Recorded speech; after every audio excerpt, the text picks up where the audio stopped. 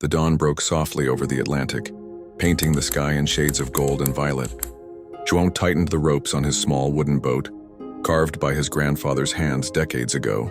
The sea was not just his workplace, it was his inheritance, his teacher, his rival, and his oldest friend. Morning with the sea, the Azores were alive with salt and wind. João pushed off from the harbor of Terceira Açores, the lighthouse fading behind him.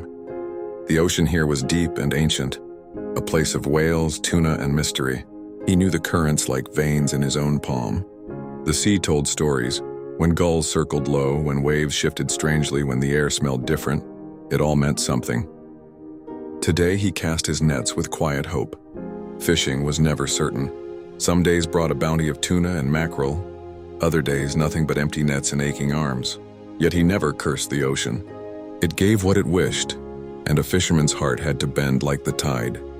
The struggle in the pride life was hard.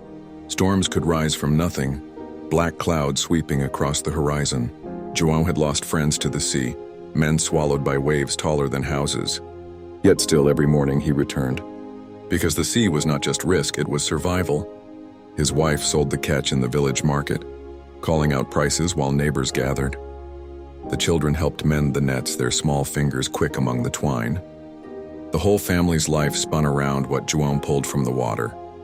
Moments of beauty, but the hardships carried moments of deep beauty. João often watched dolphins chase his boat, leaping through the foam as though laughing. At dusk, the horizon lit up with colors no painting could capture, and the silence of the open sea wrapped around him like prayer. On feast days, he joined the other fishermen to decorate their boats with flowers and flags, honoring saints who, they believed, kept them safe at sea. Songs and wine filled the air, but underneath was always respect, the knowledge that the sea could take as easily as it gave. The endless tide years passed. His beard grew white and his hands tough as rope. Yet every dawn he still pushed his boat into the Atlantic. Because a fisherman never truly retires, the sea was stitched into his blood. João knew that when he was gone, his sons would carry the nets and their children after them. The sea had fed the Azores for centuries, and it would continue. The fisherman's life was not about riches, but about rhythm, endurance, and trust in forces larger than himself.